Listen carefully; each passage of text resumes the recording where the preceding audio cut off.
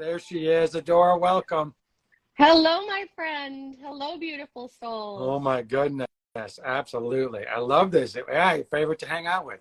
Well, we're hanging out. It's Thursday. We're going to hang out. We're Yes. doing another live.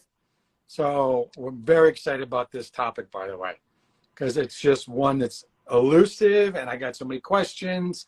And just when you think you understand love and or yourself, something else comes in. You go, wait, I thought I knew what love was. I thought I knew what So attraction was. true. I thought I knew what I was attracted to, right? All of these things. And that's such a wonderful place to explore. So I'm excited to jump into this topic. Me too, Shawn. I think it's so apropos right now because we've entered the month of love, right? We know love exists always, everywhere, within and all around us, but it comes to our forefront of our consciousness in February, doesn't it? Yes, we do. In fact, I think, sometimes I would imagine and put a heart in the comments if you feel this, if like when Valentine's is around the corner and like sort of love is supposed to be in the air. And I people go, and I've done this in my life, of course, I'm like, oh, it's Valentine's Day. I'm supposed to express love. This is the day. This is the one, right? And I've been in relationships where people are like, yeah, but you're supposed to, right? You're like, does it feel as sincere and as genuine, right? And it can. I want to just kind of make sure I reiterate that, by the way. But I do understand, like, people feel the pressure sometimes of love, and sometimes our expectations are really, really high, and we're like, oh, I got chocolates, and I love chocolate, so that's a pretty cool thing. But We all love as we chocolate. talked about love languages, it might not be the way we want to be loved, and I think this is a great opportunity for our own wake-up call to go, Yes. wow, what makes me feel loved, and how do I want to express love in my life? I love it. I mean, I really love it.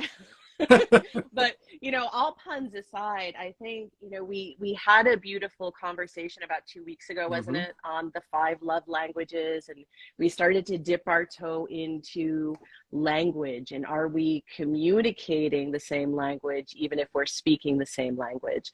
And today's conversation kind of rides along that wavelength of attachment styles. And this has been such a really buzzword in conversation, in relationships for the past couple of years. And I think it's so important because, again, when we're looking to unify what our communication style is, it's so important to be on the same page, because otherwise our expectations become distorted. Our communications can become either very sharp, pointed, passive aggressive, or withdrawn Yeah, completely, been right? there, guilty. Been there, like I think we've been Yeah, in, I in was a all of big the silent treatment capacities. guy. Yeah. Oh, yeah, that was one of your, yeah, I like that one. I've liked that one in the past too. It's been a go-to. Why? Because it was so predominant in my household, Ah, right? got And it. so when we start to look at attachment styles, we, number one, start to say, well, we all have a human fundamental need for closeness, for intimacy, for connection, right? And our brains have been formed this way since ancient times. Hmm. Now, then there was so many more questions of danger, but even today, we're still having to modulate and reframe not only the way that we think and feel, but the way that we act, Hmm. right? And our attitudes about love. And where does that always come back to? That comes back to ourself. That comes back to understanding our own proclivities, our own natures of being, and how those attachments styles were formed in our youth, especially with our mother, right?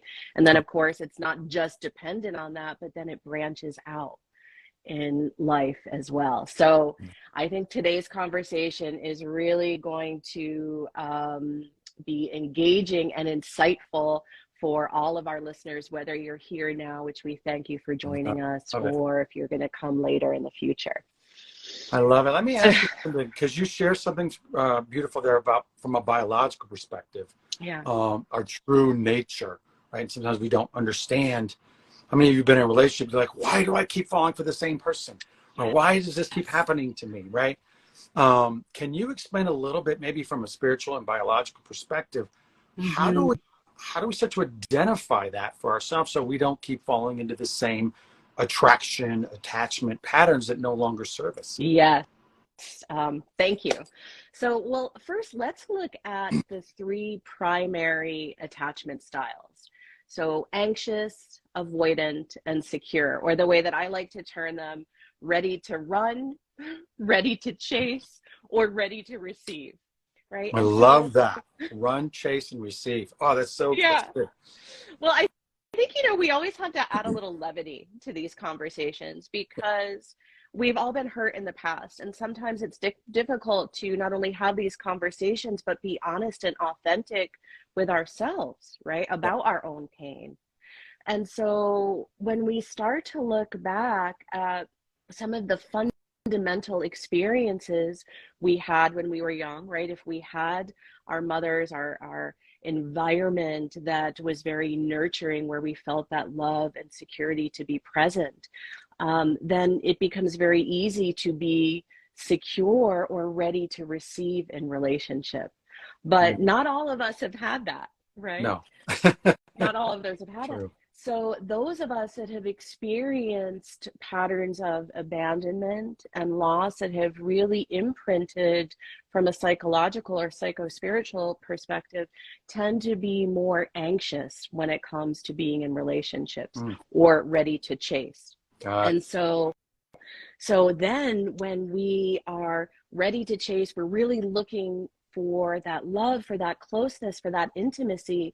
But because we've had patterns of not receiving it, we tend to grasp at it, and or the term, right, to be needy. Yeah, yeah, yeah. And right, haven't we all Oh my identified with gosh. that at some point, right? Yeah. Um, and then, of course, for those that maybe didn't have that nurturing, took it in a different way and became to avoid it. They withdrew into themselves, still had the pain, but didn't demonstrate it in a way that someone that has more anxiety about being in relationship would. So the avoidant or ready to run, ready to hide individual is more likely to fear commitment, to fear Right. intimacy, right? Because it can be overwhelming. It can be overwhelming when somebody has an expectation Right. that we feel we can't meet. And yet we all intrinsically have not only the emotional need, but the psychological, right? Our brains are looking to have that closeness and that experience of safety and security. And when we don't have that in relationship, it can not only be painful emotionally, but our physiology responds. And this part, Shawn, I think is really Yeah. profound, and would love for you to weigh in, because the truth is when we attach to someone, when we're in relationship, we become dependent from our brain, right? Oh yeah. Psychologically. And when our needs are met, then what? We feel great. We feel that sense of freedom to create even greater independence. But when they're not met, it can be very painful. And everything from our physiology, our hormones, our breath, our patterns of health and vitality are affected when we're not getting our needs met in that way. Yes. So well said. Well said. Because I think I've experienced so many different forms of attraction and these motivating factors, and I've learned, from mentors, coaches, and people. And then I've reflected and also experiencing myself. But these primary motivations that we get attracted to, Mm-hmm. right? So then we end up being stuck. And these are that's what I was asking, like, God, what is the genesis of how our mind is working and our biology is working, right? Yeah. And we keep these patterns going. But some of the things that I've learned and some of the primary motivations that we have for attraction is ultimately, right? One of the things is physical, right? We get physically Mm-hmm. attracted, how they look, what their body is, what their hair is, how they dress, their style, their aesthetic, right? We can be motivated and attracted to that. We can also be Yes. motivated and attracted to their material self. Mm-hmm. What is their status? What is their power? What do they do? What is their job? We can Yeah. also be attracted to their mental capacity. right? Mm. What do they think about? What's their thoughts? What are their ideas? What do they do? Right? And as you can see, we're kind of getting deeper and deeper into the human being. And then, another way we can be attracted is emotional. We're attracted Yeah. to how they feel, how they make us feel, and how they align with our emotional intelligence. And then that fifth motivating factor is spiritual. And I don't mean like Mm. religious. I'm talking about what are their goals? What are their visions? What are their dreams? And how do we trust them? When we get into that space and then we can trust them consistently, now you're having a deeper, more meaningful connection. So in this journey, we're Yes. talking about, okay, so we go from attraction and we have this chemistry, right? And how do we get to compatibility? And how do we just really get to ultimately this deeper, meaningful connection? Yeah. Understanding the biology of that, of course. And I would encourage each and everybody to, whether you're in a relationship or you're looking for one, ask yourself, what motivates me when I'm attracted to someone? What's drawing me in? Again, physical, I get it. Like everyone kind of, that's the surface part, right? But if we get stuck there, we're like, oh my God, you go on your first date. The chemistry was amazing. This is going to be Right. forever, man. We've all been there, We've right? all You're been just like, there. this is the best. Oh my God. And you're like, how many dates did you go on? Like 3, but oh my God, we're just like so aligned. And like, are you? Do you Right. know yet? So how do we get from this unbelievable chemical, biological Mm-hmm. buzz that we Yes. have in this, because it's new, right? Everyone So as loves I'm the saying, so dopamine rush. yeah, right. We love that our body chemistry, and like you were saying, and we find in the deeper needs that we have, that safety, security, right? Those Mm-hmm. things that are drawing us in, right? So now start to explore that deeper. So how do you go from, wow, I feel chemistry, but how do I get to compatibility? Yes. Going How deep. do I get to intimacy? Right. Yes. And, I think that for all of our listeners and all of the individuals that are going to be joining us on our beautiful retreats in Yeah. May, whether it's our couples or those that are looking to manifest their soulmate and map their way to the one, the powerful thing about attachment styles is that whether you're looking to deepen a relationship or looking to refine your experience in new relationships because of what you've experienced in the past, coming into a deeper understanding of your attachment style Mm. is going to empower you to make better decisions going forward, whether those decisions are on communication, on intimacy, sensual expression, or of course, like that deeper day-to-day communication that when we're in relationship for long periods of time can become strained, right? Because our expectations really start to surface. After the chemical rush releases, settles down a little bit, our old patterns emerge. And until we're really clear on what is my love language, what is my attachment style, do I tend to be anxious? Do I tend to be avoidant? There's a very small percentage of individuals that tend to be anxious and avoidant, which I can Right, relate right, to in my right. past. I've been a little bit of both of those, which of course makes relationships deepening very challenging. But the point is that we all have the ability to transform our experience and cultivation of love when we come into a deeper understanding of ourselves. Mm. And when we see, okay, well, I tend to be a little bit more anxious. I had a client that came to me last week and she started a new relationship. And she, of course, in the beginning, it feels so good. And then it was like, oh, but why isn't he calling? So when he doesn't call and he doesn't message me, I start to panic, right? And this is happening at the biological level, at the Right. mechanism of the brain. It's not just, oh, I'm bad, I'm wrong, right, with how I'm acting. No, these are things that are happening in an internal way. So once we can start to understand, oh, I'm feeling like that person is not responsive, I'm starting to feel triggered and abandoned, then we can bring ourselves back to the present moment and say, what is really happening here, Yeah. right? Is my partner actually withdrawing? If Yeah. so, why? Or is it just what I'm experiencing in the moment because I'm in an emotional reaction, I'm getting triggered? And so some of these explorations are so key to happen in the internal way before we start to go, hey, my partner isn't behaving the way that I want them to. Or, hey, why do I keep getting in relationships with the same person that is avoiding me? Right. Right. And so we can work with ourselves and then start to say, oh, I've attracted this same type of individual. I'm anxious. The people that I attract tend to be avoidant, and then we mismatch, right?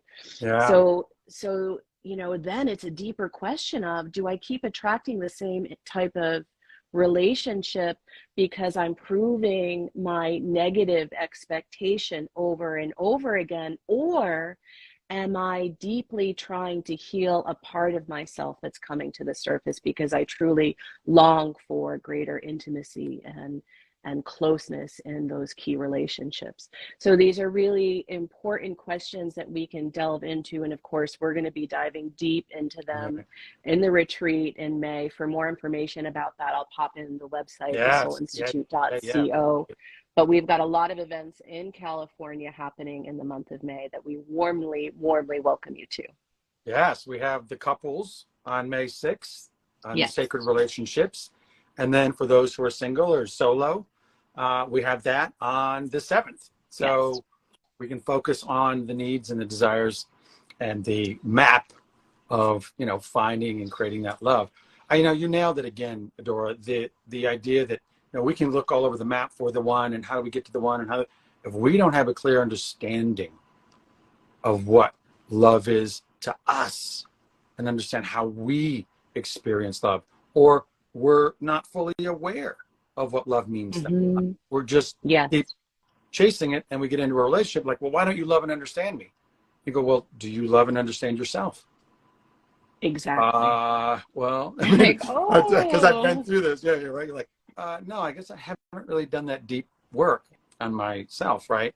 So I get caught in, like, to your point, the same pattern of, I mm, got stuck in those sort of three modes of attraction: the physical, like I was in relationships that were purely physical, and I sure. thought it was love. I'm like, oh my god, this is love. This is amazing. Like, yeah, but Right. what are the things have you shared that you understand them and they understand you?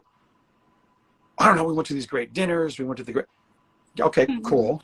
Maybe you like the same food. You're learning more, but you're still stuck in the same mode of attraction. Yeah, So having that understanding of yourself is ground zero for building absolutely. a healthy, loving relationship.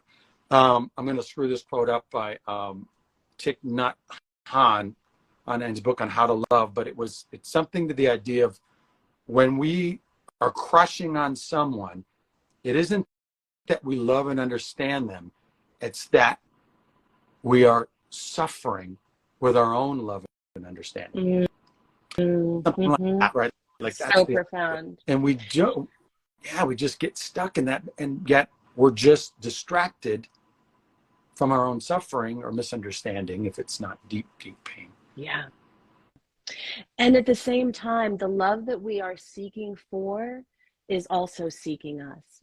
And it's up to us to be able to break down those walls and those barriers around our heart and open up to that love that we so deeply desire. Mm. And that ultimately is our birthright, right? To experience these beautifully profound relationships that nourish us on every level. And you all are deserving of that level of love right here and right now. Yeah, so well said. There's an interesting analogy I had heard, and it went like this. And if this resonates with you, hit a love button or something. But you would probably resonate because your vibrational energy, the senses, the smells, the aroma, all of these things you work with in deep, deep detail.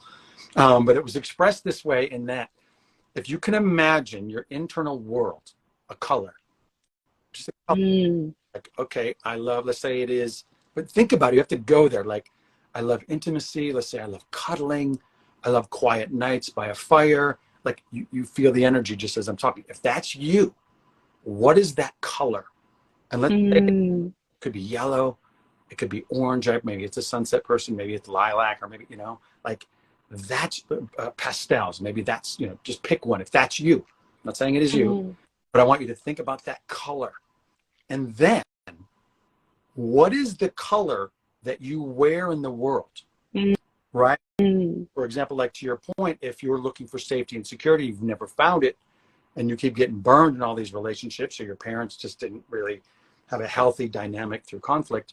So you go, well, I love these things, so I'm going to protect them. I'm going to wear red. I'm going to be strong. I'm going to be courageous. I'm going to be fearless, and I'm not letting anyone take advantage of me. So you feel like, you feel this pastel color, lilac, whatever it is, and then you're wearing this red, because we all wear masks. I'm an actor. I get it. I know how this goes, right? But what do you think you're attracting? People who are Absolutely. attracted to red, Yeah. who love the fire, who love the energy, but yet you're looking for something different, a different color, right? Different emotions, whatever those are for you. And just like you can see, when I heard this, I was like, oh my gosh, That's it's deep so true. and real. Yeah. Yeah, No absolutely. wonder I'm attracting the wrong thing. And What my mask is different than what I really want in my heart. Yeah, go ahead. exactly. Well, this is so important because it is our magnetic point with the universe of those thoughts, those feelings, those beliefs that we are putting out that, like a magnet, Mm.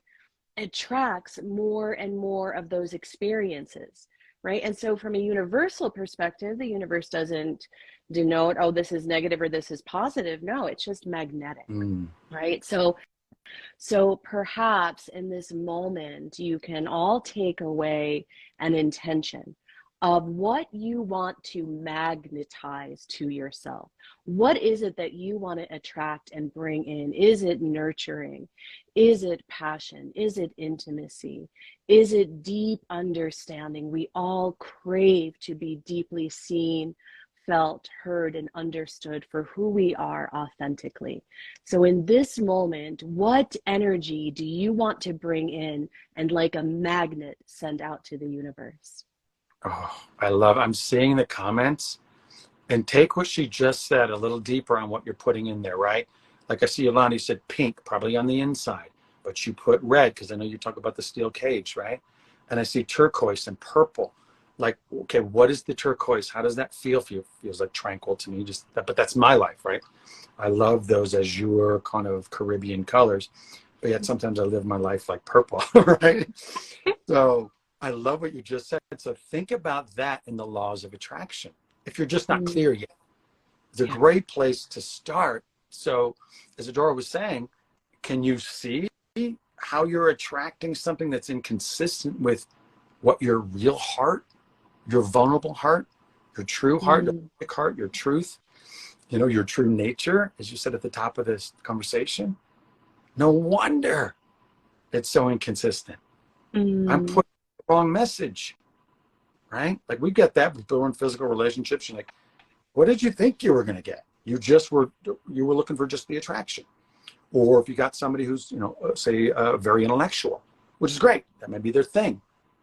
And then you're all upset 6 years, 8 years into the relationship, you're like, yeah, but we just sit and talk all day long. You're like, but did you mm, share what excites you? Now, just to be clear, as you and I both know, we've been through a multitude of experiences, is that we do evolve. We're there to grow in yeah. a relationship. You're not going to meet the perfect person. You're not going to be the perfect Yeah. person. As you Yes. understand that going in, so you got to give yourself grace to grow together when you Mm, get in a relationship. You can resolve conflict and disagreements. You're not perfect. You're not looking for the perfect person. Maybe the one to grow with. I love that. I love that. And of course, bringing in grace paves the way for greater unity always. Yeah. Well, Beautiful. so there you go. I'm going to finish on that. That's a drop the mic. Yes, greater unity. I love that. Grace is grace for yourself and grace through the adventure of love. Mm, It's a process. Life is a process, right? I've got my dearest buddy still with his high school sweetheart.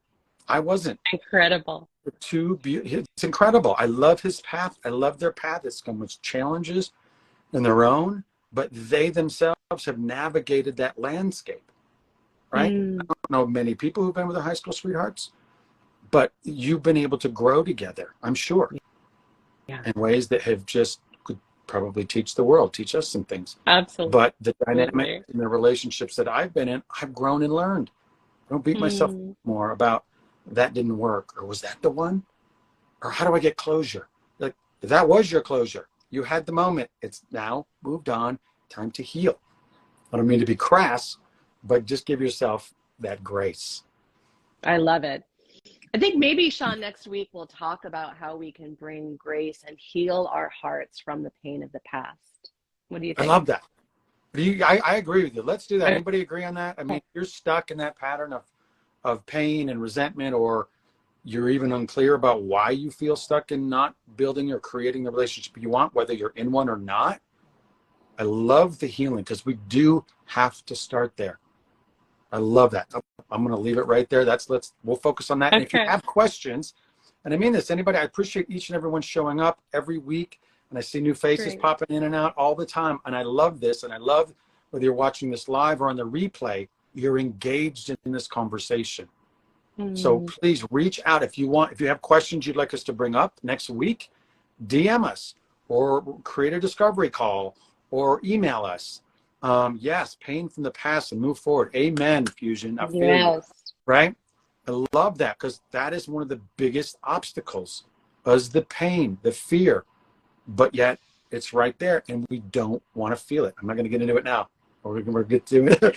We're going to do it next week, but I do want to encourage you to reach out with any questions, any thoughts that you may have, or whether it's about the retreats. We would love to see your faces there 100%.